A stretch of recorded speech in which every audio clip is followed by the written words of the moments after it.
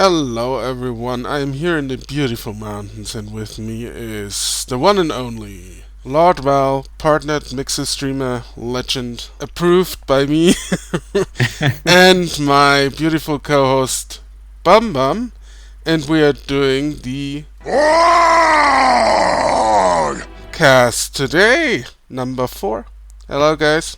Hi. Hey, Okay, so we have quite a lot to cover today, so I'd say we jump right in. And first, we want to start with Gears Tactics, which came out this Tuesday. It's getting pretty good reviews, and I played quite a little bit of it, and I got a lot to say about it. But first, would you guys start? Any thoughts? Yeah, let's go with Bam Bam if he wants to start. yeah, I might have probably played the least of it so far. I think I'm like 2 hours in. From what I've played, honestly, I think it's a little too basic. There doesn't seem to be enough so far unique stuff to the game. I kind of like the characters so far from what I've seen, but when it comes down to gameplay, I'm just playing like a really, really basic XCOM clone. That's so far my impression from the first 2 hours. Okay. For myself, I haven't I haven't personally played it, but I have watched you, that guy in Cops and November 4th like play it quite a lot because you guys have been playing it lately. So not being played it, the first impression that I get from the game just by watching it is actually really good. The game looks good. It's based on the Gears, world, which is already quite extensive. And also, when looking at, for example, IGN, I remember IGN gave it a high score. PC Gaming is giving it like an 80 something percent. And then you got Steam and Metacritic, it's giving it high scores, which makes me, really, really, like the game. I mean, the game looks absolutely beautiful. I'm not a big fan of Gears myself playing it, but I like watching it because I really like the story. I actually played the last Gears because that it was obviously free on the what was it the Game Pass. Xbox Yeah, Game it's Pass, free on Game Pass, yeah. The game was wonderful, like absolutely beautiful. And not being a big fan of this series, and I love the game. Watching Gears Tactics, I'm like, it reminds me to the older schools. You guys remember the older schools type of games, the tactic games that we used to play before? You guys remember those? Yeah, Yeah. yeah, it definitely like harkens back to XCOM, especially the newer ones, the Enemy Unknown. Exactly. Yes. Yeah. That's exactly what I was talking about. Like, it just brings back those memories where Yeah, before we may not have the the quality, the graphics, and it didn't look that pretty and all of that. I mean, but you do remember in your head, in your memory, you remember it like the highest graphics ever, and it looked beautiful. And then you go back now and you're like, wow, this looks Yeah. terrible. This looks absolutely terrible. But like now, it's like, man, it looks really good. Let me tell you. And it brings me back those memories to those type of games. I'm actually going to give it a try because for what I've seen so far from Orco, from Guy and Corps or November Force, they're loving it. And myself, I don't usually play PC gaming. I would love to have this game on console though. Okay.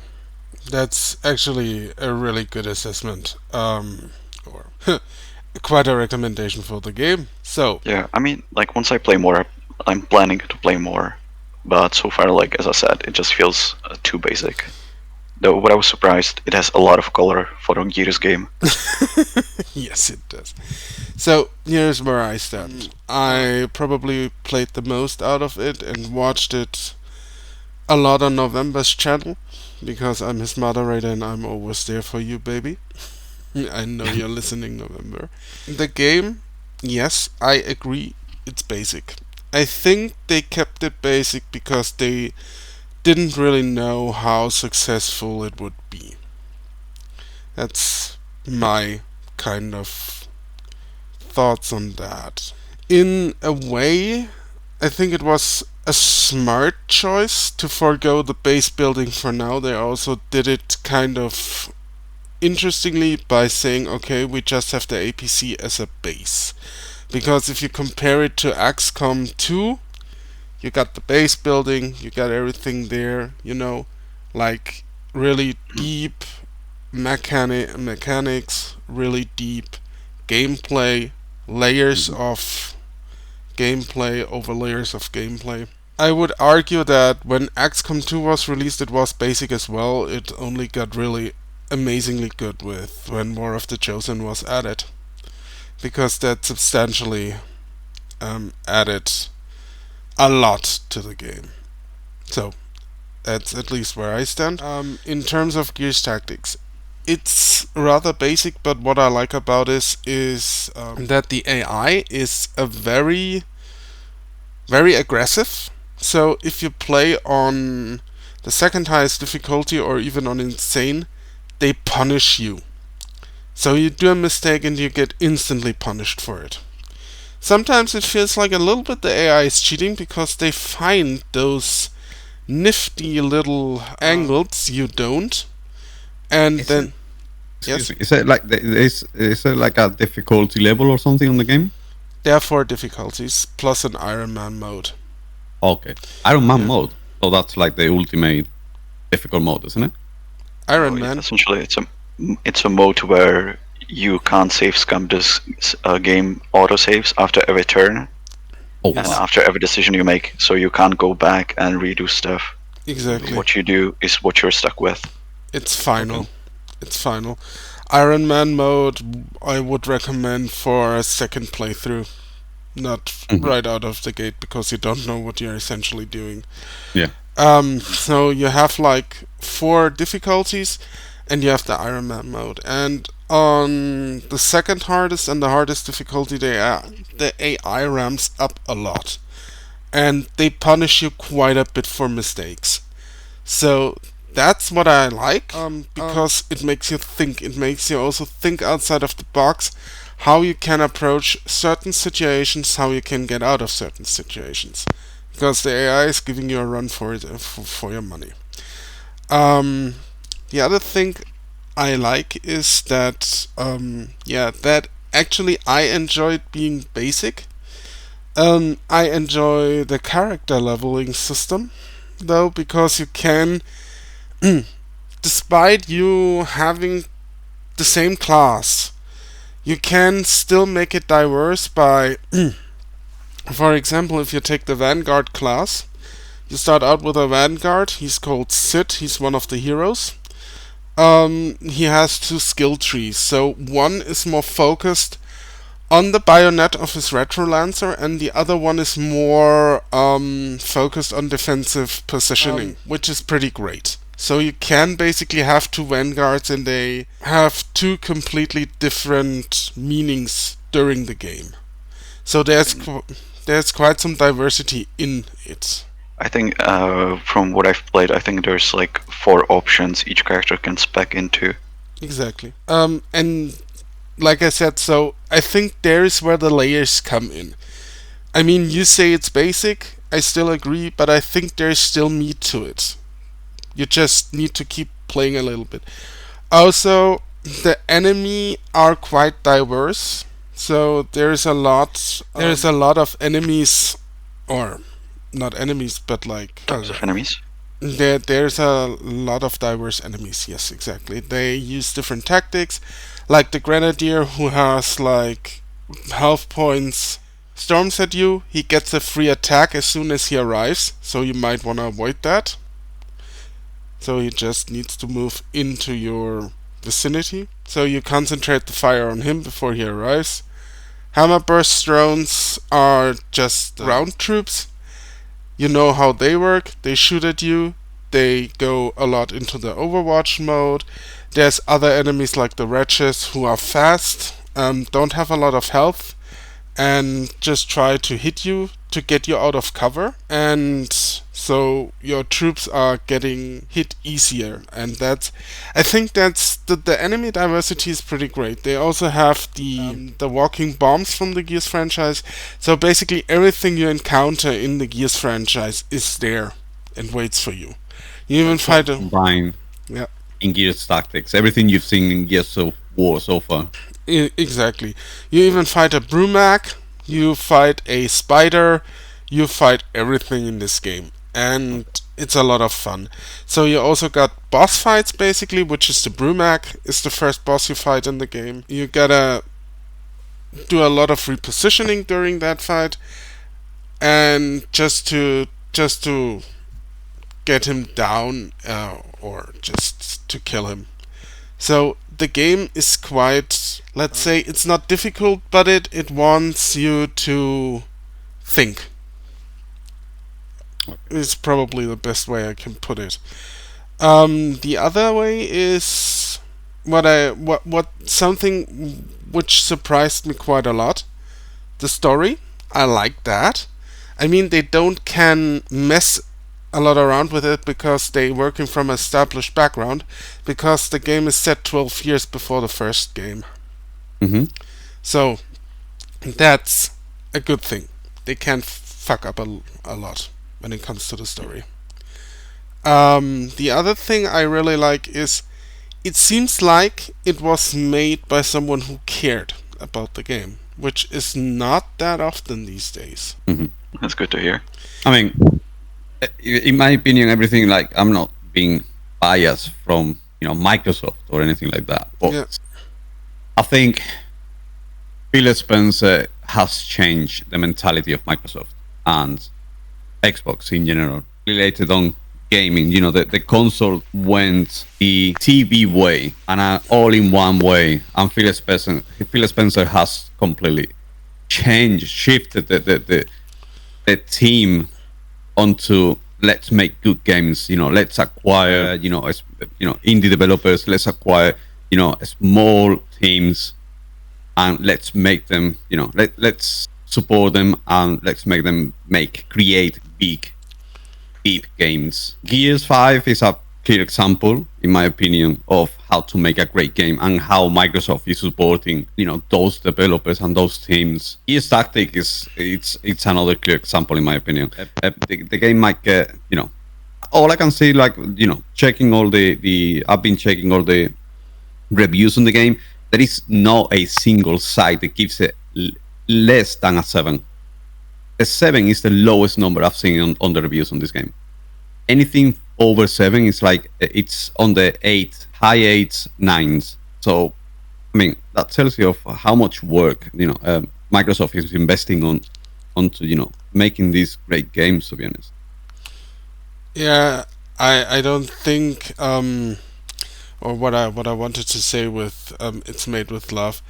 Sometimes I have the feeling that despite high review scores, nobody gave a toss about the game they were making. Like little details, little life features, quality of life features, exactly, that was the word I was searching for. That just make the game better, or just little notches towards the franchise it's in, just little details. You know that the developers made their homework.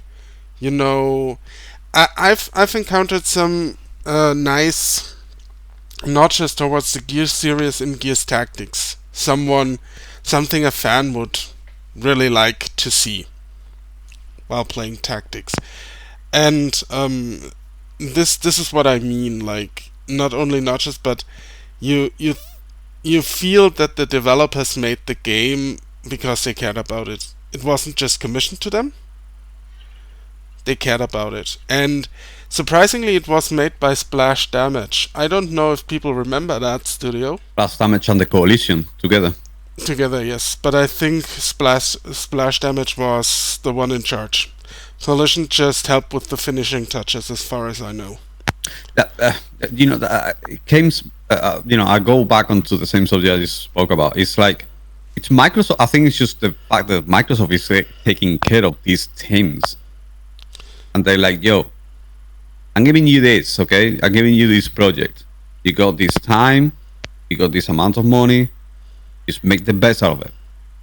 And developers are starting to create really good games. I mean, we're starting to see, with Gears, what the type of games we're starting to get from, these small teams that no one would think about before. You know what I mean? Until Microsoft came in and said, we believe in you. We're gonna give you this. Make the best out of it, and then you can. I mean, we've seen the results. I mean, those like years tactic to me, it might be a bit bland at the start or something, and then it gets more difficult gradually. But man, that's like I've never heard of those developers before, and I'm actually happy to see they have created such a great game. Splash Damage just did Quake Wars. Quake Wars? Was it Quake Wars? Bum Bum, help me here. Oh, they did. Quake Wars and Brink. And Wolfenstein Enemy Territory. Exactly. They did Enemy Territory for Wolfenstein, which was a mod, and then later it was released as Quake Wars. And then they did Brink. Yeah, that was a sad story. Yes. I mean, the idea was there, but the execution was support from the publisher rather than the game itself. Yeah, I think that it's a massive thing. I mean, we all know, the infamous Activision predatory system. Yeah. I think just Microsoft is taking the approach of the mentality, as I said before, of Phil Spencer, that mentality of this is for gamers, People care about this. People are starting, gaming makes more money nowadays than actual movies, you know what I mean? So it's a big business. So they are investing onto teams, and they're investing onto new IPs and new games, and changing the gaming. A bit of it's nice to see small developers making big games. Yes. Yeah, I think also Microsoft grew wiser towards how the scene works actually and what people want. Exactly. Because if we just go back for 1 second, when the Xbox, the last one, the X was revealed, Xbox One, we all remember what that was. It was a goddamn train wreck. That was completely sad. And it's good to see Microsoft stepping their game up. This is actually a general lesson we can take away from the Gears Tactics or its release, because first, they actually released it first on the platform it makes the most sense on, so on PC. It's not out on Xbox yet. They want to release it on Xbox, which is great. I want to see it on Xbox for everyone to play. And they think outside of the box. They think what can we do with our franchises else? Where can we take it? And don't annihilate our fans. That's actually something I really commend. Because a strategy game in the Gears universe makes an awful lot of sense. It's not just a spin-off where you scratch your head and think, what were they thinking, goddammit? Yeah. Yeah, exactly. So this is basically Gears Tactics. Yeah. On that subject, I mean, don't get me wrong, also, not just Microsoft, but I think Sony's also making the same steps. I believe Sony on the last E3, they announced they're working on with the small developers as well. They're starting to acquire small teams to create games. So if this is the way we're going to go from now on for gaming, I am really excited, let me tell you. Because if these teams, get given the actual, money and resources to create these type of games, we are in for a treat in the future, to be honest. Absolutely. And I want to see indie teams or teams that grew outside of the convention rise to the occasion. That's something I want to see, because they deserve it more than anyone else. Mm-hmm. Yeah. Just I was just gonna say indie developers that have been really successful should get the recognition, even from major publishers. I would say give a try on a big project to developers such as those behind Hollow Knight or Darkwood. Let them go wild, because I think that'd be awesome. Yeah, just imagine giving the Darkwood guys Silent Hill. Oh yeah, please do it. Holy Silent Hill, I will play it. By the way, what is the price on Gears Tactics? Is it full game price, or? Yeah, it's full price. It's 50 quid. Okay. Yeah. So, I'm not sure if I would recommend it at full price, but since it's on Game Pass, if you have a Mhm. PC and have the Game Pass, just install it and play it. You won't regret it. That's Okay. something I say. Yeah. Okay, bam bam. That leads us right into Troubleshooter. Shooter. Exactly, you have Yeah. been playing two tactical strategy games back to back, so you can basically tell us all about Troubleshooter and how Gears compares to it. So Troubleshooter is from a small Korean studio. It's a same as Gears. It's a tactics strategy game with RPG elements. More so, the RPG elements are prevalent more in Troubleshooter, where each character also you manage more in-depth equip and skills. And there's, I think, the opposite problem with Troubleshooter as to what Gears is. Troubleshooter has a lot of underlying systems laid upon another system. I think I sent you a screenshot of just the mastery Yes. menu, which is just a giant lump of text with all the skills you can have character learn. And it wouldn't be such a problem if there was a better translation. The biggest issue with the game, especially for someone who's not like a speaker of Korean, is the bad English translation, where sometimes the translation is either really clunky or doesn't make sense. So you get the wrong idea about the systems or even the story and the characters. But gameplay-wise, it's an XCOM game with fantasy elements. So you have your classes. At the start, you have just your main guy who is a swordsman with some magical skills, and as you go along, you unlock new characters which you enroll into your troubleshooter agency. So there is a bit of a business management as well in there, another system. So the way it starts is your character loses his parents during some event in this almost like a city-state cyberpunk city-state Valhalla. Okay. Yeah, that's gonna be topical. And he becomes a troubleshooter who is essentially a state-sanctioned vigilante who fights crimes and has the jurisdiction to arrest criminals because the police is just too overwhelmed. So you start as an apprentice in the intro, and then the main game starts when you go to the city and you establish yourself as a troubleshooter, and you recruit new characters as apprentices. So and the characters, each character is a different class. But the thing is, as you go along, you can recruit different characters based on your actions and on your attitude towards the characters. So upon all of that, there is also like a social sim from Persona, where you try to further your standing with a character and recruit them. Okay, so we have a really dense game. It sounds like. Yeah. Yeah, it's there's There's a a lot lot to it. to chew on in the game. I've played I'm like 6 hours in it, and I don't think I scratched the surface of what's there in the game. There's so much. There's even crafting as well. Oh, wow. There's definitely a lot.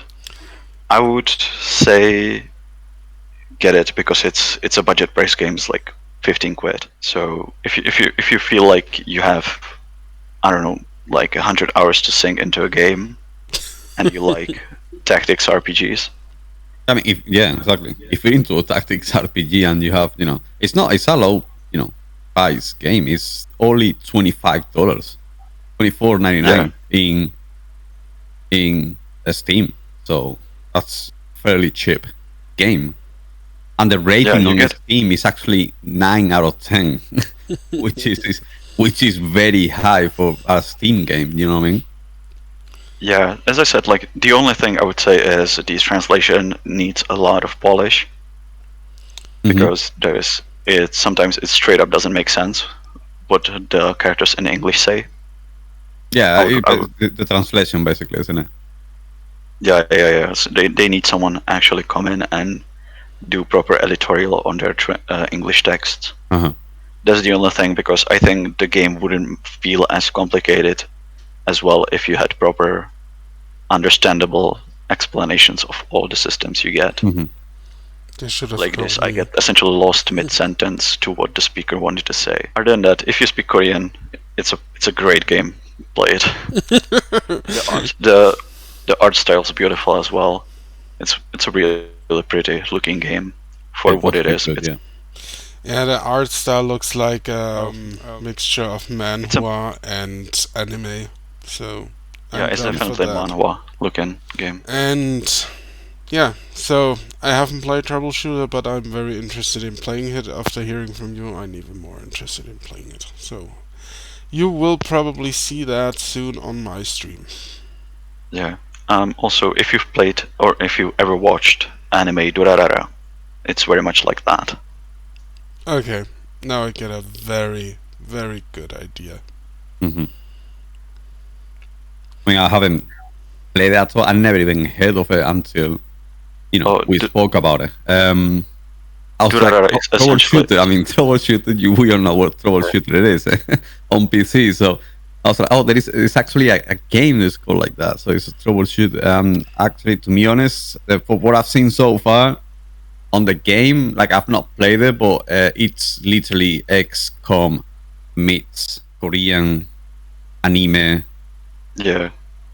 style, and it just looks wonderful. To be honest, it's got the anime style, and then it's the XCOM type of game. So, I mean, if you say it's deep into like the mechanics and crafting and all of that, wow, I can see how it's made by an indie developer as well. Yeah, Dandelion. it's a small Korean studio. Wow, I think it's made by Dandelion. Yeah, I think for me it was. I don't think I've ever played a game from a small Korean studio because because Korea is well known for their MMORPGs. Yes. So it was really surprising to see a small game coming from that country as well. Yeah. Korea is like obsessed with MMOs and real-time strategy games. Yeah. I mean, that's it's kind of like their background, the competitive games and everything. Yeah, the developer is Dandelion, and I literally never heard of him. Yeah, It's this also is their the only game. first It and was only. for a while in the early access as well. Mhm. For the But longest time. it looks absolutely wonderful. So if you guys are looking for a type of game like that, like a anime XCOM type of game, yeah, you guys should check it out because it's actually not even expensive at all. It's just $25, which is next to nothing compared. It's half price of the actual games that we get nowadays. And has probably the same time sync to offer if you're looking for that. So Oh yeah, especially because, as I said, there is like a visual novel aspect to it as well, and social sim. So you might not get the same playthrough twice. So there is a yeah, decent amount of replay value in it as well. so you can basically recruit different people for different playthroughs. Yeah, different waifus. Different waifus. Let's get the harem going. Okay. So If it's again to sinking over 100 hours on, I mean, it's well worth its price. yeah, definitely. Question is always, do you finish it also? Yeah, there's a thing. Game to it. But I'm planning to because I really like the systems in it. Right? Once you get into it, so yeah, I think there's a lot of meat to chew on that I definitely want to play more. Do you know, Bambang, if there's any end game to the game, or is it like an extra difficulty or something? There's decent amount of difficulties which you can even set up like a custom one. So if you want to make it, wow, yeah, you can fiddle with some sliders and options for the difficulty, so you can make it your own. That's So pretty great. like I did, essentially because I felt like the enemies have too little health, so I just bumped it up. Yeah. Oh, you can. Oh, wow. Okay, you can fully customize the enemies you fight against and everything. Wow. Yeah, like the parts of the difficulty. Oh, okay, that sounds great. Okay, so who is this for, Bum Bum? Just a little summary. I definitely recommend this to anyone who's looking for a more complex tactical game. It's not a game I would definitely recommend to beginners because I think if you feel like Gears is if you've played Gears or say the basic version of XCOM or XCOM 2, and you felt like that was, the sweet spot just enough, I think there might be too much in Troubleshooter to, watch out for too many systems or bars to take care of for anyone who's not really into either like a really deep strategy RPGs such as, I don't know, Disgaea or like XCOM War of the Chosen. It's because I don't think it's very beginner friendly. Definitely for someone who's like aficionado of the genre. Okay, so for me. Yeah, pretty much. Yeah, alright. So, that lets us go into the next topic. Will this game release on the next gen consoles? We don't know, but we surely will talk about the next gen consoles. About the Xbox Series X and the PS5. Let's get into the meat and potatoes of the new generation. Yeah. They are approaching fast, actually. We are already in May, and they are supposed to release by the end of this year. Yeah, I got a question first for both of you. Sure. Do you guys think it's going to be released as it's supposed to the whole, COVID-19 and everything? We might see a delay. I'm not sure. I wouldn't be surprised. I wouldn't be surprised. I'm not entirely sure exactly. They could still be on track. I don't know how their planning is, but they could be well on track. They could delay it for another month or two. I think they don't want to miss the Christmas season, however. I'm pretty sure about that. They're meant to be released on September or October? No, it says holiday 2020, so that's okay, November and December. Yeah. Okay. My own opinion, I think the consoles are going to be released right in the time they're meant to be released, but there's going to be a limited amount. You know what I mean? Yeah. Like they're going to say we're going to ship, I don't know, whatever million instead of 20 million. We're going to be shipping 10 million. Like a percentage of the actual numbers they were planning to be shipping out to different countries. And yeah, I think it was Sony that already said before even this whole thing started that PS5 numbers at launch are going to be severely limited. Oof, that's gonna get Yeah. So I would assume it's going to be still that, and probably I was thinking because Microsoft didn't say anything, so I would assume that their launch is going to be less limited as as opposed to the Sony's one.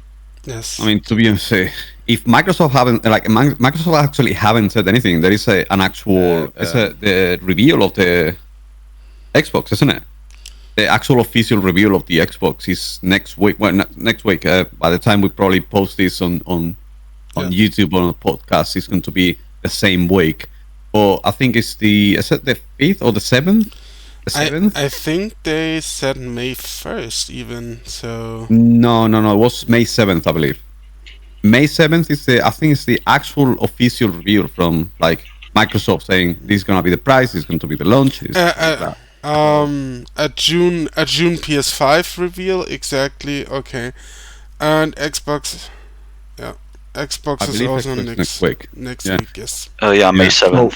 May 7th. So, what I was saying is like Xbox, I believe, it's like what we were just talking about. I think it's just Phil Spencer has made the moves ahead of the game, and for some reason they have a step, in front of PlayStation already. They are one step ahead. They reveal, they know the specs, they already put a lot of work on it, and they already probably started working on, creating the console to be shipped in the near time. You know what I mean? I think they one step ahead. If PlayStation already, like Batman, you said, if PlayStation already said they're going to have limited numbers, in my eyes, that means they are behind, or Microsoft is hiding that they're behind. You know what I mean? Yeah. If it could be a good strategy from Microsoft, not saying, "Yo, we're gonna have a limited numbers." They're probably gonna go and say in October, just a month before release, they're gonna say, "Oh, you know what? We're gonna have limited numbers." Boom. You know what I mean? Yeah. But you all purchased already the console. So I mean, it's either good strategy from Microsoft. Oh, well, good strategy. I mean, obviously hiding the. They all want to make money. Obviously, it's a corporation, so it's either that or, in my eyes, is PlayStation is falling behind a tiny bit with the Yeah, I console. think from the way things are now, it feels like that the roles switched from the Xbox One and PS5 releases, where that was the other way around, where Microsoft revealed Xbox One first, and then Sony just trampled all over them. So I think it feels like that essentially Microsoft is just waiting for a moment where they have Yes. all the information on PS5, so they can go out and be like, we're on the top of it. Yeah. Exactly. I think Microsoft wants some payback for that one. Yeah, yeah. They got Stumped destroyed real the hard. last time around. Yeah. They got destroyed. But what I fear and what we can't forget and never should forget, the Xbox 360 was rushed to the market, if you all remember that. Yeah. Yeah, I had 5 of them. And and I know why. I was one of those Exactly.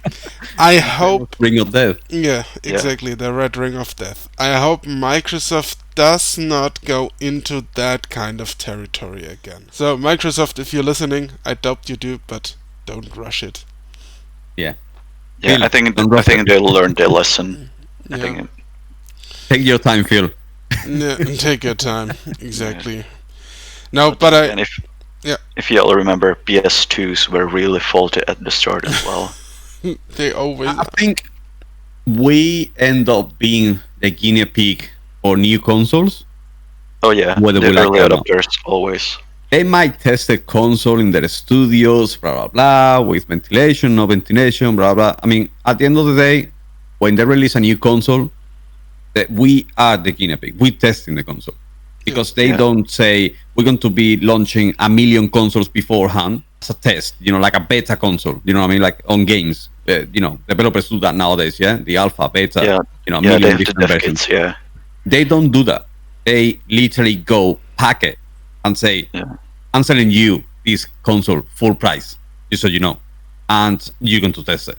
If there is an issue with the console, you will find out. There is a red ring of death. We're gonna be the ones who we're gonna find out. I mean, they can test it in their studios and everything, but we really are the ones beta testing the consoles. yeah. Like We all know how the consoles evolve after that, isn't it?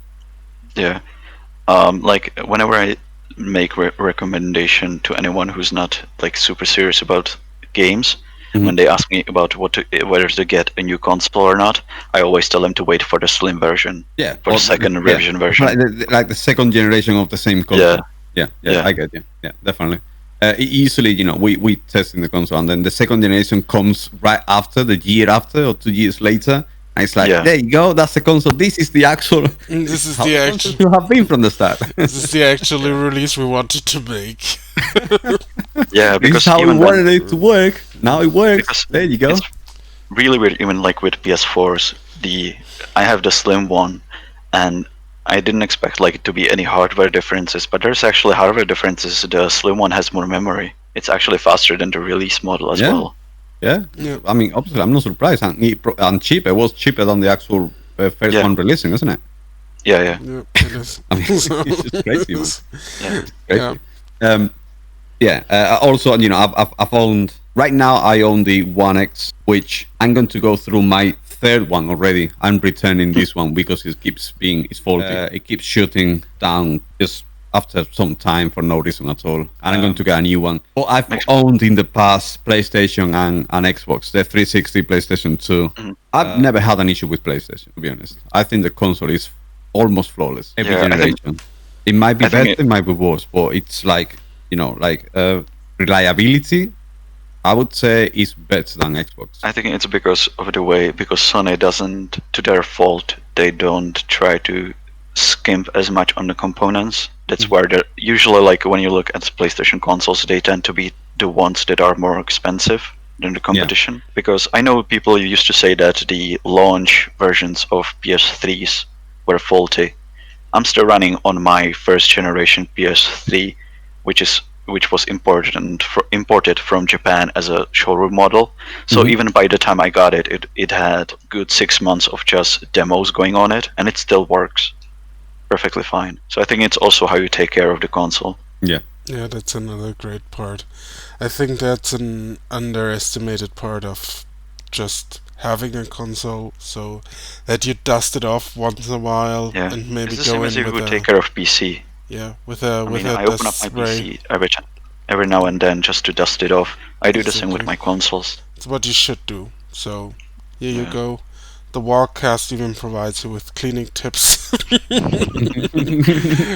We do it all. We do it here live. Yeah. So, what interests me is I'm more of a specs guy. So, I'm looking here at a chart comparing the PS5 and the Xbox Series X directly.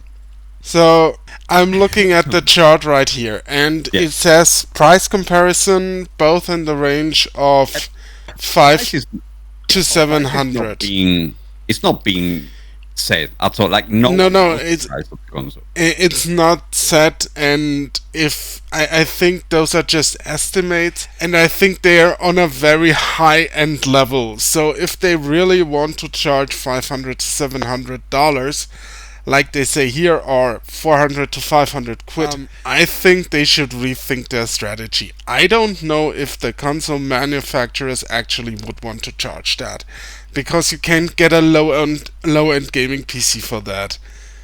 You know, Orco, Yeah, did you know companies don't make barely absolutely no money out of the consoles? I know that they make it by They make nothing. licensing and Like literally nothing. yeah. Yeah, it depends like how, because there are some consoles that made money right on launch, but most of the newer consoles especially, just because also they have to produce such a limited number of them, they tend to even lose money on these consoles. Yes. I've worked in the business of selling the consoles, and I know the price, the profit of the businesses and the actual corporations selling them, and the percentage is the lowest I've seen in my life for something that is that expensive. You know what I mean? You would consider something that costs you £700 or £500 or 500 quid or dollars to be at least a profit of 20-30%. You take a big chunk out of it.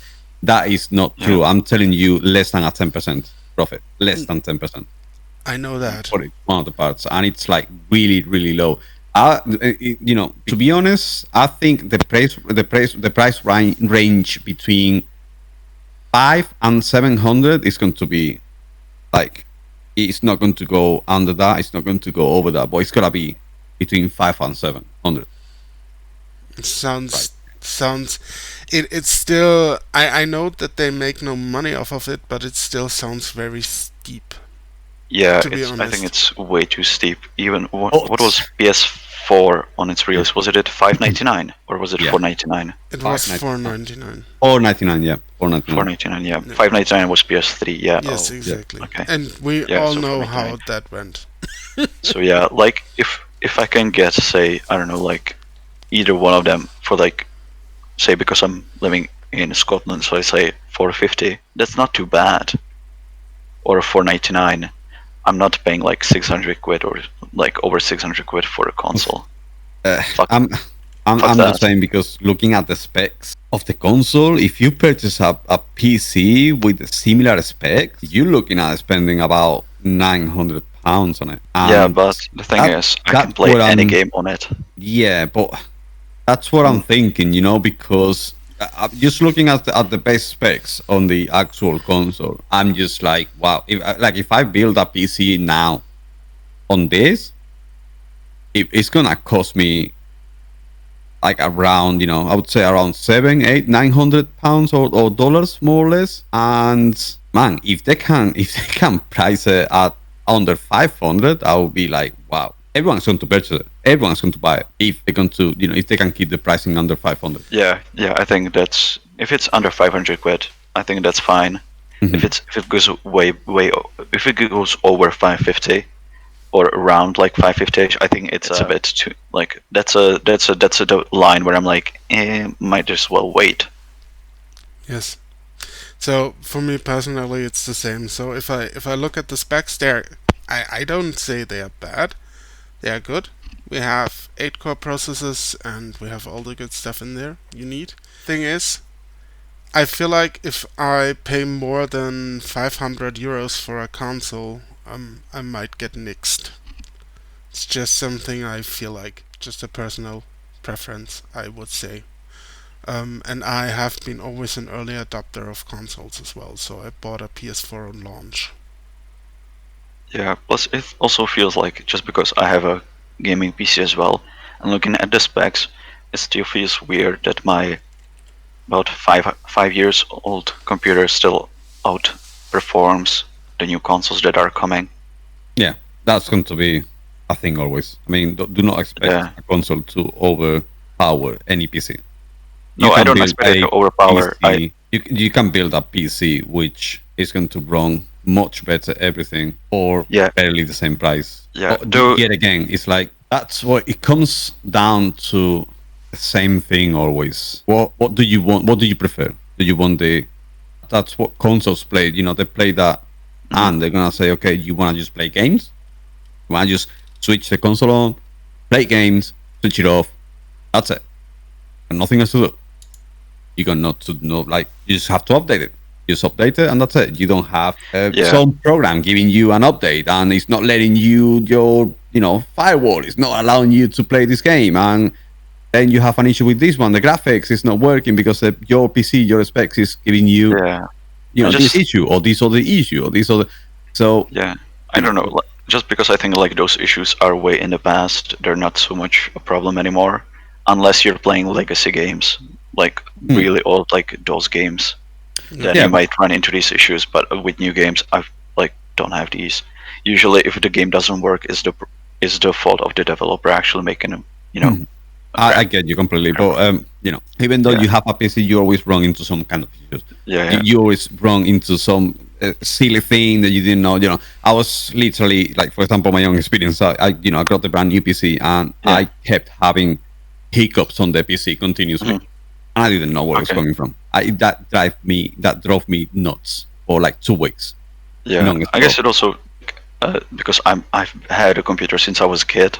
So maybe that's why, just because for me, like, that's a non-issue. Like, me troubleshooting computers is like 5 minutes. Whereas I can imagine, like, if you're not used to working with computers all that much, or haven't gamed on a computer like all that much, you can it can be an issue. Yeah, I mean, I had the guys helping me, the guys who taking a look, professionals taking a look. They didn't know where it's coming from, and we figured it out after 2 weeks, man. And it was literally the cloud save. Pulling information, and it couldn't pull more information because it was full, and it was doing the hiccups continuously, man. Because it was trying to pull information every 15-20 minutes. I was like, man, that was the most silly. That's the hand consoles are going to play. They're going to say, okay, you want to play games? There you go. Yeah, you can play. Yeah, it's plug and play, and that's what they're for. And I totally acknowledge that. No NVIDIA optimizing, nothing optimizing. You just got just throw it, play, switch it on, switch it off, forget about it. Tomorrow, come back again, and it will be there. So, just a little blast from the past with graphics cards and computers. I grew up with computers as well. I got my first one when I was 8 years old, and I've never stopped PC playing since. And at one stage, when they first released the first graphic accelerator cards, Voodoo was Voodoo 3D. Voodoo 3D was the name of the game. So I would play a game that was incompatible with the Voodoo for some reason. So I had my case open next to me and just pulled the plug on the Voodoo card to play that game. That was the time where there was like 6 different graphics APIs. So 6 different companies trying to sell you essentially the same thing, but they were not intercompatible. Yeah. So it wasn't like now when you have like NVIDIA Radeon and doesn't really matter what you have, then it really mattered because then you couldn't play certain games. Yeah, exactly. So that was tinkering on the finest level. So even Yeah. today, computers are really user friendly. Yeah. So looking at the specs back at it, the backwards compatibility, which I was surprised that Xbox actually will run Xbox games, 360 games, and games from the Xbox One, Yeah. whereas PS5 has essentially just PS4 games and PSVR. Yeah, because you have to monetize that sweet PS3 money again. I'm not gonna buy like another version of Persona just because I want to play it again. I want to But download it from my account. I want to play Persona 4 on anything. yeah, but that's like what they're going for. I'm pretty sure about that. Yeah, so like Sony's money grabbing like that, but Yeah.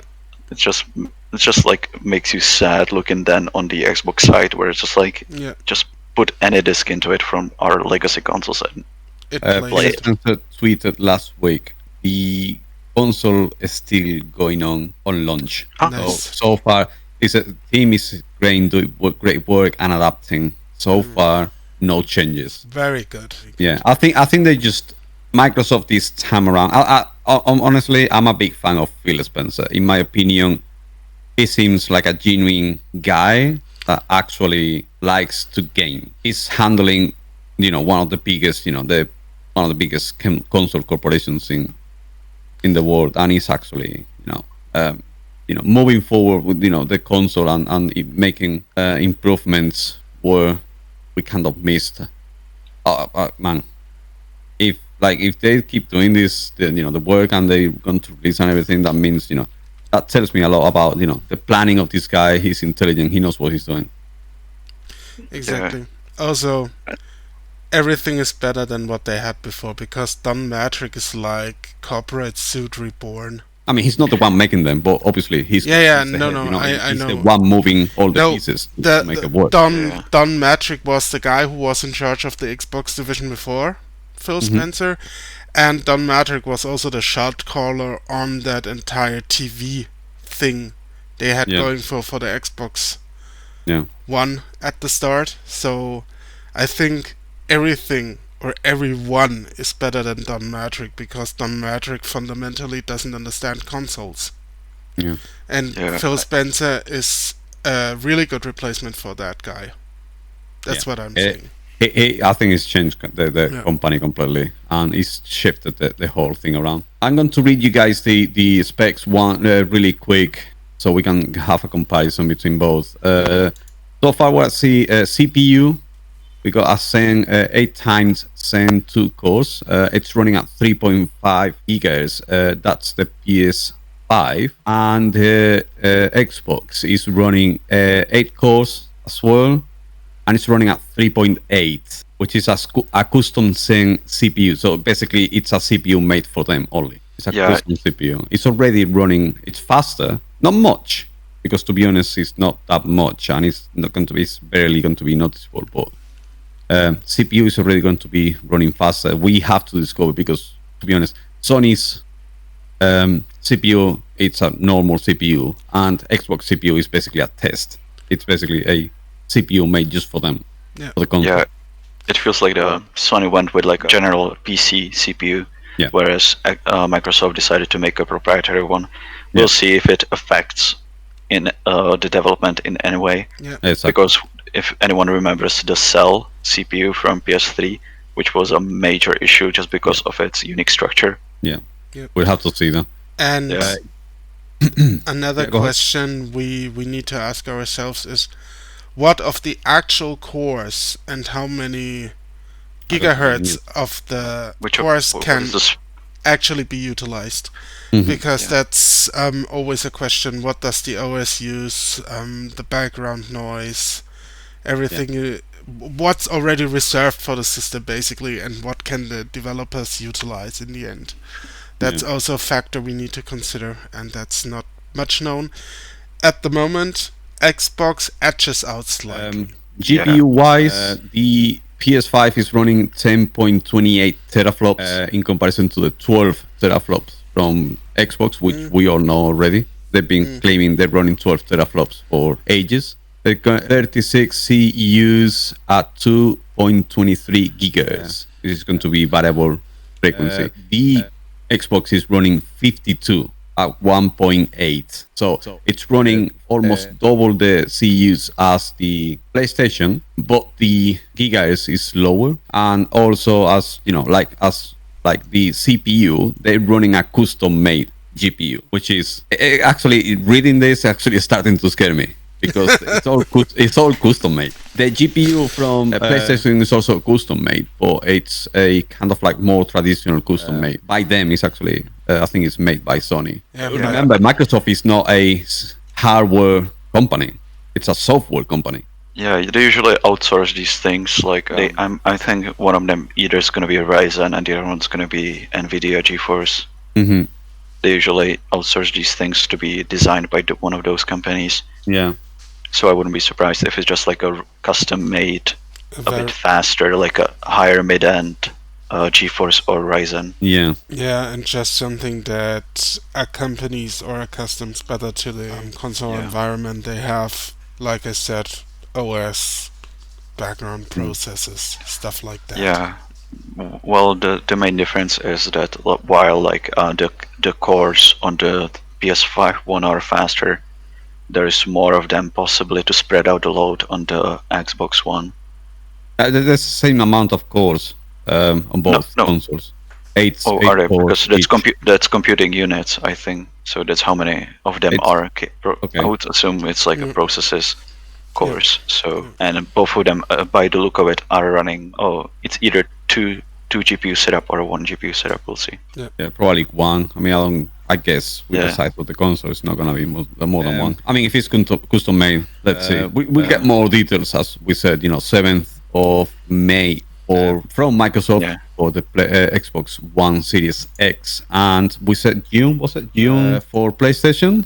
Is the actual reveal on PlayStation? Yeah, June is set for a release date in June. Okay. Memory-wise, PlayStation is running 16 gigabytes GDDR6, 256 bits, while the Xbox is running 16 gigabytes DDR6 as well with 320 megabytes bus. It's the same. It's pretty much the same. They don't even have the same metrics to compare. Bus and the bitrate of the memory are two different things. RAM kind of worries me because PlayStation hasn't said anything about the RAM they're going to be running. That's the memory. That's RAM. Yeah, that's I don't know. They haven't said. They got the 16 gigabytes DDR. And they have a 13 gigabytes guarantee for game, developers. So like Microsoft is already telling you, we are giving this RAM for our developers. Like PlayStation hasn't said absolutely nothing. I mean, that's what makes me start to think they're starting to get a step ahead of the game on PlayStation. Internal storage, we got a custom 825 gigabytes SSD for the PlayStation, while a 1 terabyte SSD with a 1 terabyte expansion card on Xbox, which matches the internal storage exactly. Wow. All right. That's actually, 825. That's an odd number. 825 gigabytes. I think they have a terabyte, and the OS and background processes take up the missing rest of it. Yeah, the missing part of what is distracted from the 825. Okay, so that's a bit odd, isn't it? To say. I think they just state up front what you have as a consumer. I might be wrong on that, obviously, but I just think they state that. And I think Xbox or Microsoft goes more traditional and says, we have that amount in the box, but don't really tell you how much you actually can use from it. Okay. Because that's always an issue. They always tell you have a terabyte hard disk space, but it's never a full terabyte. Even if you deinstall everything from your console and factory reset it, you don't have a terabyte to use. Okay. And the expandable storage and everything, I mean, the downside or it could be good, could be bad. It depends on how you say it. Basically, Microsoft is partnered with Seagate. So Yeah. Seagate is going to be officially working for Microsoft on terms of storage. Basically, they're going to be selling you SSDs Yeah. for the actual Xbox. And they also say here that you have an expansion card which matches the internal storage Yeah. exactly, and it's Seagate proprietary exactly. And Sony just goes with a USB HDD support, which I'm not really fond of, to be honest, because I mean, In this generation, isn't it? yes, it's happening this generation. Or let's not say I'm. Let's rephrase that.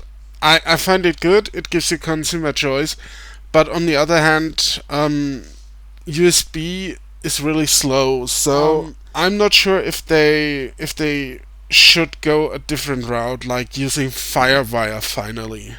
Yeah, or as it says, like they have the NVMe SSD slot to expand the memory. So you put in like a DAT and an NVMe SSD in there to expand, but you can still use external USB HDD Okay. for external support. Then So we got the output resolution. I mean, both of them are going to be outputting 8K as they already announced in the past. I think native is going to be 4K already, which is a step forward already. And if they're going to be running at 4K 120 FPS, that's going to be nice. No, that 4K is going to be running at 60 FPS. Never mind. So the maximum FPS is going to be it's going to be up to, okay, so they're going to be running, Microsoft is going to be running 8K, 4K at 60 native, and they're going to be running up to 120 FPS. So if PlayStation haven't said anything about what they said the refresh rate is 120 Hz, but they haven't said anything about FPS so far. yeah, in the end, I think like the FPS for the games and stuff should be the responsibility of the game developer rather than the Obviously if they manufacturer. gotta keep the easy, give it to the developers. So there you go. Do whatever you want with the squeeze as much as you can. Yeah, because have either of you played Horizon Zero Dawn? yes, I have. That game looks so good and runs so well. Yeah. Like I don't know how they did it on PS4, especially on the base model, not the PS4 Pro. Yeah. I'm looking forward to the PC release of that. Oh yeah, I'm gonna run that at like 200 FPS. But to be honest, that all depends obviously on the developers. But if the consoles are already announcing, we are able to do this, that means because they already tested something and they know they can. Given the specs, I think even PS5 should be run. Man, 4K on 120 FPS, man. Woof, that's sweet. I think what they mean with up to 120 FPS is more like if you go, let's say, for 118p resolution, because not everyone has a 4K monitor or TV, you get 120 there. Yeah, I think I'm that's still like on. I don't even have like a 120 hertz monitor. Me neither. So I think that's what they are saying. I think you can get up to 120 FPS depending on the resolution. A recommendation that I would give to everyone watching this or listening to this is get ahead of the game. If they're going to be doing 4K 120 FPS at some point, the prices of the TV or the monitors are going to go up. This is going to be correlative with one the other. So if you can get ahead of the game and get a monitor with up to 120 or 144 Hz, you could be ahead of the game, get that monitor beforehand, and when the consoles launch, I mean, if you're running PC games, usually you will have a 120. That's the most common thing because, people that run games, to be honest, more than 60 is completely useless because nothing is running more than 60. It's very rare that a console is running more than 60 on any game. But if you can get your hands in a 4K monitor with over 60 FPS, that'll be great because I don't know. I think the prices of those monitors are going to skyrocket with the new console generation.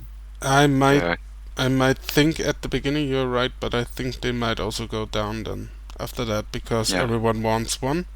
Yeah. And they are going to deliver, obviously. So also, if you're not an early adopter, just wait it out. You get probably better deals a year after the consoles launch. you can get even decent TVs, like decently priced. Usually, some of them even cheaper than monitors. Mhm. If you don't go like a full on like known brand, but get a smaller brand TV. Every Yeah. time someone asks me, I usually go for like if someone asks me, I'll say get a monitor rather than a TV. TV is very nice and all of that, but the response that you get from a monitor, you know, it's going to be smaller. It's going to be it's more expensive.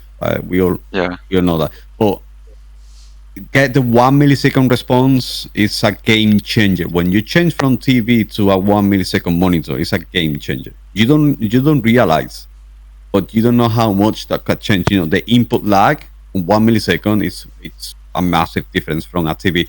TV usually has in game mode, I would say about 40 milliseconds input lag. Obviously, if you're playing competitive, you have to own a monitor. Yeah, I remember when I used to play fighting games, it was only on CRTs, just because there is no delay. Yeah.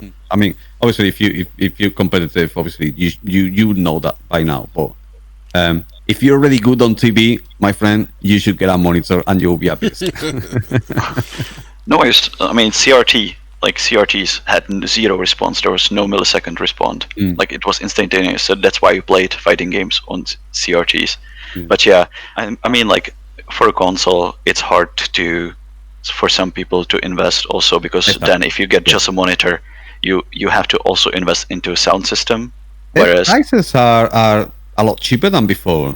I don't know if you check the prices on monitors. I've been checking monitors lately, and the prices are quite low for a 1 million. Obviously, you're gonna go from a TV. I mean, I'm comparing the price of one monitor to a 30, 40 inches TV. Obviously, that's a complete. Yeah, that's very that is different. the thing as well, because then you also have something that's multi-purpose. That's what I meant as well. Yeah. A monitor, a decent monitor, 24 inches, 27 inches with 1 millisecond delay is actually affordable nowadays. Oh yeah, It's yeah. not gonna I'm be the not best saying that. monitor, but it's actually affordable in my eyes. You can get much better quality from a monitor than from TVs in general, and it's much more affordable. The problem for many people, or I think for many older generation, is that they can't watch their TV on it. Exactly. Yeah. Yeah, that's why I was Yeah. I mean, not everyone can afford it. Not everyone has the space, isn't it? Yeah. But like it's for some groups, it's gonna be more reasonable to invest into a TV than a monitor. Yeah. That's also one of the things. Yeah, but like if you're a gamer, just go for a monitor if you have the space, and if you don't need to watch TV, go for a monitor. Yeah. And lastly, backwards compatibility, which is a big thing for most of the the console gaming community. Xbox wins that by a landslide. Yeah, there's no competition there.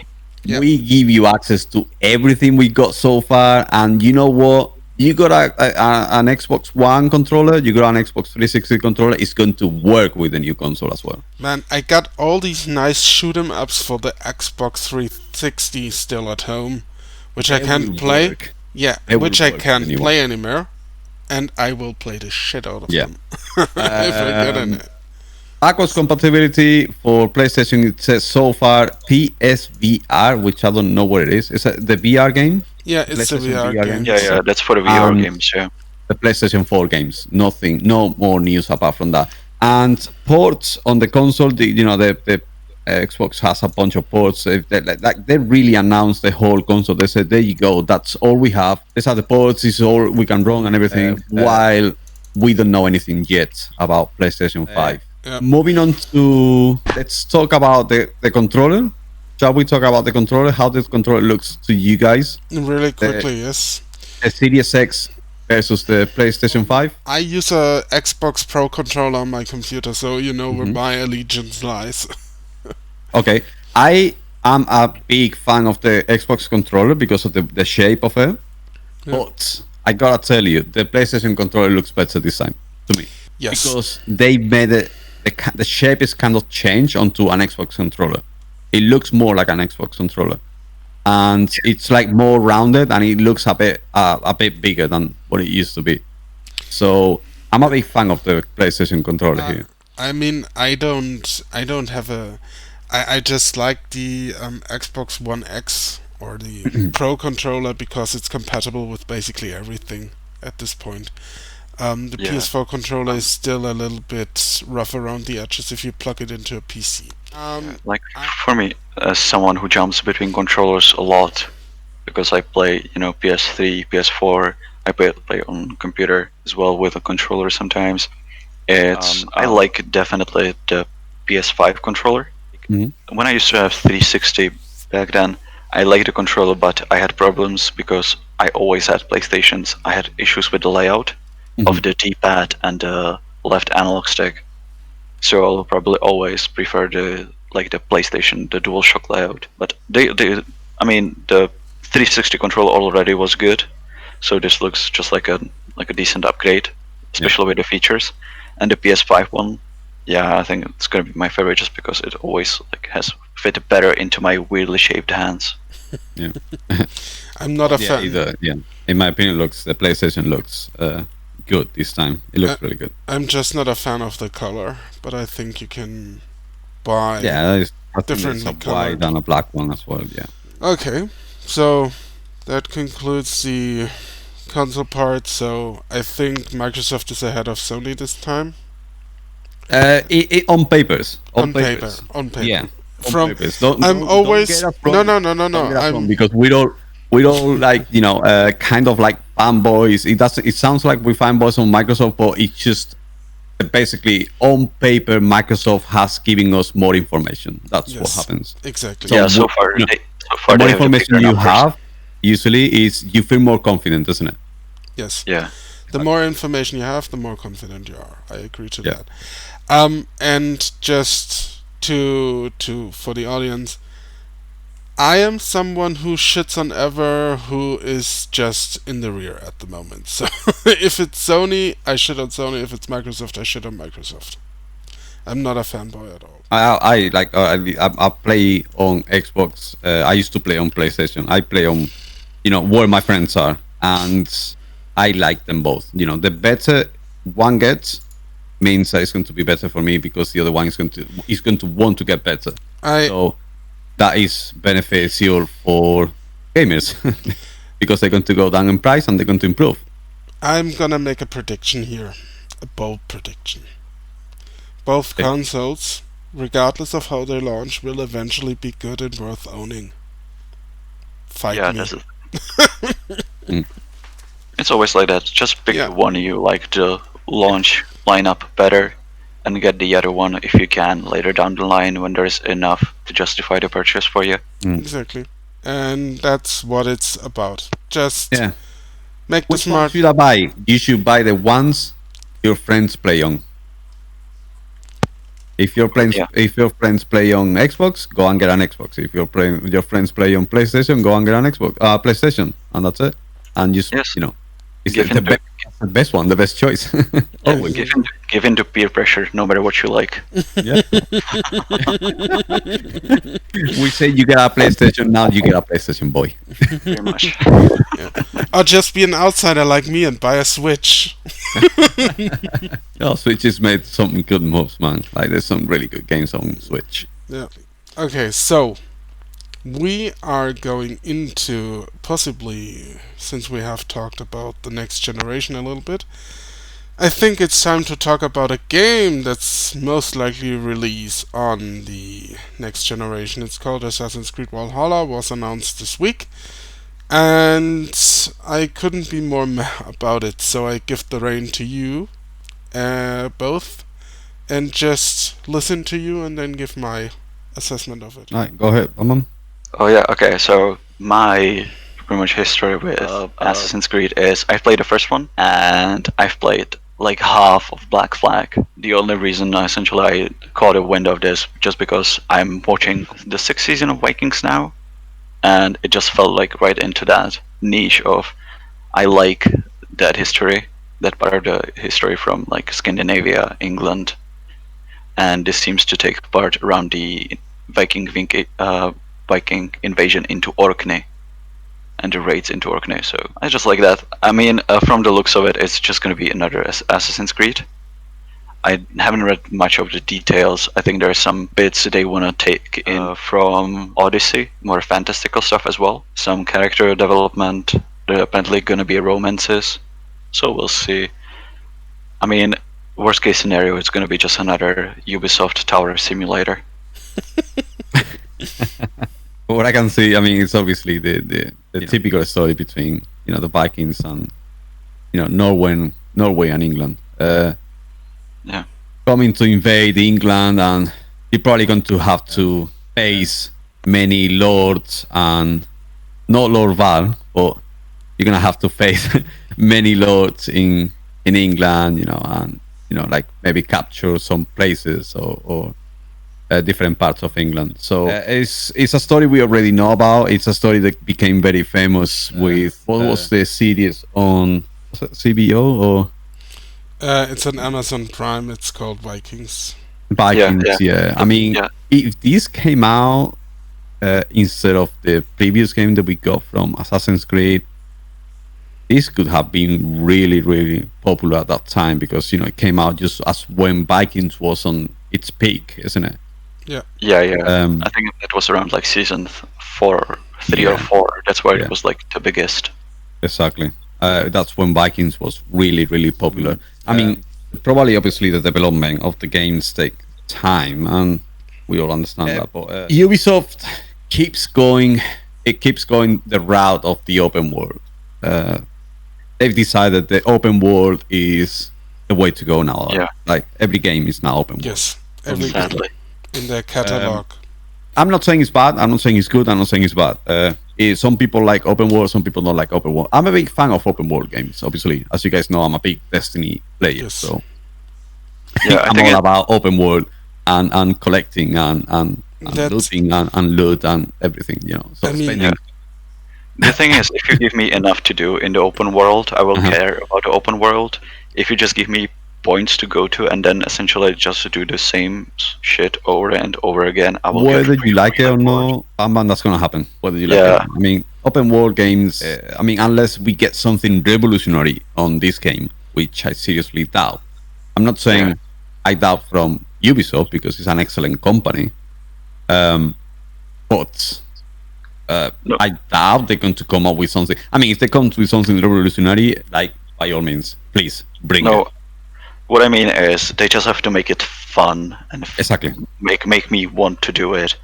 So far, there have been very little number of games where I played the open world and essentially just completed it, did everything I wanted to do and felt like I got something out of it. Yeah. It's Like, just open world nowadays. It's like, man, it's go from point A to point B, defend point B, kill point C. That's about it. yeah. Just and because then I it's- recently collect. started playing The Crew And 2. collect a lot of materials. That's it. Because I've recently started playing The Crew 2, and that game, it feels like I'm playing Assassin's Creed, but as a racing game, Mhm. and it's so weird, and I'm not sure Yeah. how they managed to do that, where I feel like I'm already getting bored. Whereas if I play like Gran Turismo or any other racing game which is focused, it just feels way more fun. Yeah. I mean, I'm a big fan of open world games. I mean, let's hope they bring in something new to the table onto open world games, and they're going to, improve and add something onto this type of games. The game it's based on that. It's basically, the game is going to be based in England, where you, as a Norwegian Viking, which is called Eivor, you are basically going to be conquering England. That's going to be the main story of the game. So far, there is basically it says you are this Viking who is going to go discover, the kingdoms of England, and where England is kind of broken, and you're going to conquer them. But what I can read on the description of the game, in my opinion, is going to be one of those games that is going to be, you are Viking. These are the different sections of the kingdoms of England, and Yeah. you have to conquer them. Kind of like what's the Shadow of Mordor? Yeah, I was just Shadow of thinking that Mordor? Shadow of Mordor. Yeah. yeah. Exactly. That's the vibes of the description of the game is giving me already. It's Shadow of Mordor, See, based on Assassin's Creed. if they put it like that, just like make a system that's similar but a bit different to the Nemesis system. So I actually care about conquering the territories. Mhm. Make the lord of that territory a shithead, so I can actually feel like going and kill him. I don't know how it's going to pan out, but they already announced something similar. Okay, so they have. So you have like you're going to grow settlements. So when you conquer some place, you're probably going to have like blacksmith and barracks and all of that. So you're going to create your own city. Okay. Oh, When so you essentially they're going a similar route to like expanding on the Brotherhood, where you were building your own exactly. Assassin's Guild, and then didn't you manage a village in Far Cry Primal? I believe so. I know you could do that on World of Warcraft at some point, but they deleted it because it was a flop. Yeah, so I think it was I think in Primal. So I think they're just pulling like all the systems from the previous games and trying to build like a ultimate Ubisoft sandbox. Yeah, it depends on how they do it. I mean, it could be World of Warcraft is one of, as we all know, in my opinion, in my eyes, is the biggest game ever and the best game ever made because it survived for 15 years on in a what form though? payment monthly basis, which is crazy. It just flopped for them, and they removed it completely. They also you're gonna be creating like custom raiders, which is your your allies. You're going to share in them. So basically, I'm going to be able to go. Oh, I like this raider, this stats or whatever from this raider from Orcocast, and I'm going to grab him, and he's going to come with me, going to conquer some more people. You know what I mean? Okay, so that sounds like the pawn system from Dragon's Dogma, where you create like a custom minion that always goes around with you, and you can share him with other players. Yeah. And that minion, when it goes out with other players, will bring in items he or she gathered in the game of the other player. So if it's something like that, that might be something interesting. Yeah, because that's not something that's done a lot. Okay, so what I hear from that, and I've read that as well. It sounds meaty when it comes to the gameplay mechanics, which sounds good to me. I'm a gameplay guy. What I'm worried about, and this is the only thing I want to know at launch, and if it's okay at launch, I even might dive into Valhalla. So here is where I stand when it comes to Assassin's Creed. I like the first game, just for being the first game. I like Black Flag, just for being Black Flag. And then I actually played Origins, and I liked it. All other Assassin's Creed games I wasn't very fond of. So Origins caught me by surprise. I say that. It wasn't anything revolutionary, but it was a quality game, and I commend Ubisoft for that. And then I was looking forward to Odyssey, and then Ubisoft, for whatever reason, thought monetization in a single player game was more important than the progression. Sorry for that description, but it was exactly what happened. And the progression system in Assassin's Creed Odyssey was just not good. And it destroyed, personally for me, the entire game. So, what I want to know is this still intact in Valhalla? And if yes, I will avoid it. And if no, I will eventually actually play it. That's what it boils down to me for me. Pay $5.99 for your premium raider. Yeah, exactly. Sadly, I think that's gonna happen. Yeah, it's Ubisoft. It's not. It's just it's a predatory way of doing it now. The microtransactions. The new loot. I mean, especially after Breakpoint, after the latest Ghost Recon game. It's hard to take Ubisoft seriously. I like what they do. I like what the way of how they work and everything. Sometimes they got some things, with some games where they don't get it right. It's the mismanagement of some of the older franchises, because some of the when they go and publish indies, they do fine. The problem is when they go big and they feel like they have to monetize the shit out of every single big game they release. Yeah. Yes. That's where it goes icky afterwards. Yeah, and that's what I don't agree with. I have no issues with their games actually. I enjoy some of their games quite a lot. I have just issue with their way how they want to monetize their game. Yeah.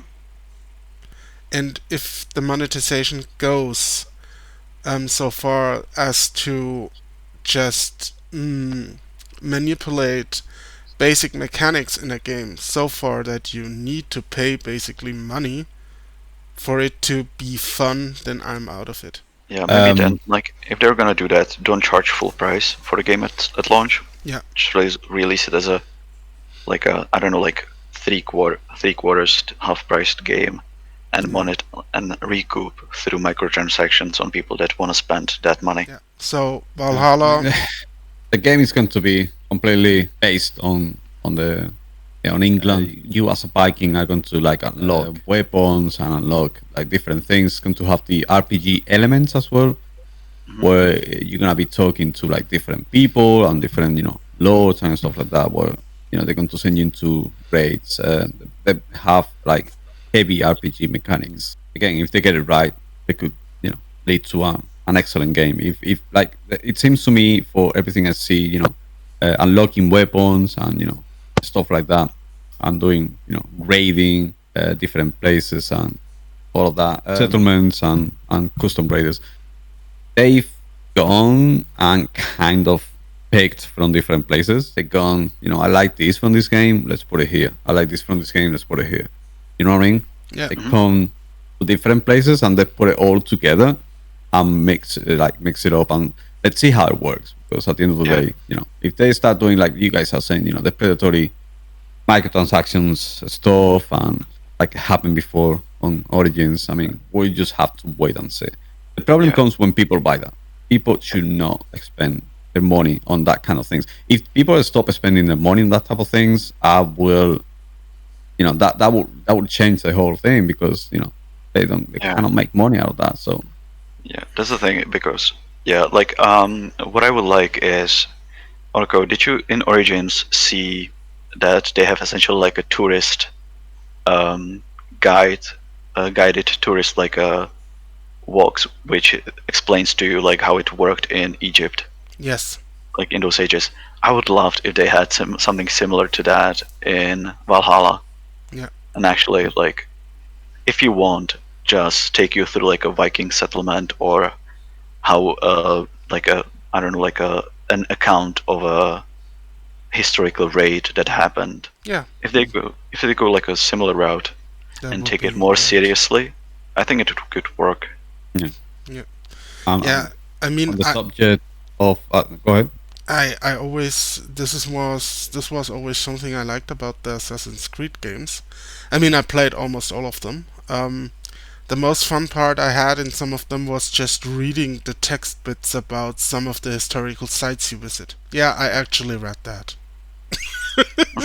And on the subject of Ubisoft, I don't know if you guys have seen the documentary on Netflix about For Honor. Where basically the guy who created the For Honor and Ubisoft came in, and all the issues that happened. You guys haven't seen that Netflix No. documentary, or you guys have to watch it? Okay. I haven't even known that there's something like that. Yeah, there is a documentary about the guy who created For Honor. You guys remember him? The guy with the lots of rings, and he was looking up like goth kind of looking guy. Who's the guy? Is the guy who created the whole game? And Ubisoft came in and literally moved him yeah, aside. I know what you mean. The guy that made Rayman, or Yeah, he's like, honestly, they Ubisoft came in and literally moved him away. I mean, the guy's a bit crazy, but at the end of the day, he created an excellent game and he had a brilliant idea. Yeah. And Ubisoft twisted the idea their way, the Ubisoft way. I mean, The game was very successful at the start, but it's kind of died down very quickly. I mean, Ubisoft does things like that. Every big corporation does things like that because they don't. I mean, this is not harping on old points, but these companies are first and foremost interested in making money. Mhm. And if they Um, think they can make more money by ousting someone, they will do it. That's yeah. just how By it the way, works. the documentary on Netflix is called Playing Hard. Play hard, yeah. Just Playing Google it, Hard. yeah. Yeah. Okay. So yeah, that's basically, if you go and watch that documentary on Netflix, it basically tells you the story about, you know, the guy who created the game, everything starts, and then where it goes from that point. Yeah. You know, when Ubisoft comes in, and all the way up until the release of the game, and Ubisoft does a dirty move on him. Yeah, so this might be worth a watch. Yeah, Also it is for worth watching. If you like gaming and you know you kind of got into the game at the start or something, it is worth watching. I really like it. All I right. like that. Let's All right. watch it. So I think moving on from Assassin's Creed Valhalla and Ubisoft, we have actually one last topic to cover, but I would move that to next week actually because we're Yeah. already going for a bit. All right. And I would cut it here because I guess you guys also have still stuff to do. Yeah. So, Yeah. we have actually recorded quite a lot today. I'm proud of you all. Thank you for being here, Val. You're welcome to come back anytime.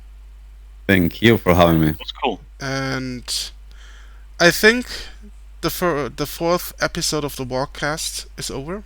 Thank you all for listening. Thank you all for joining. If you didn't like our thoughts, please thumb the videos thoroughly down in the comments and tell us how wrong we are. I love you all. And these are my guests signing out. Bye bye. Bye bye. See y'all.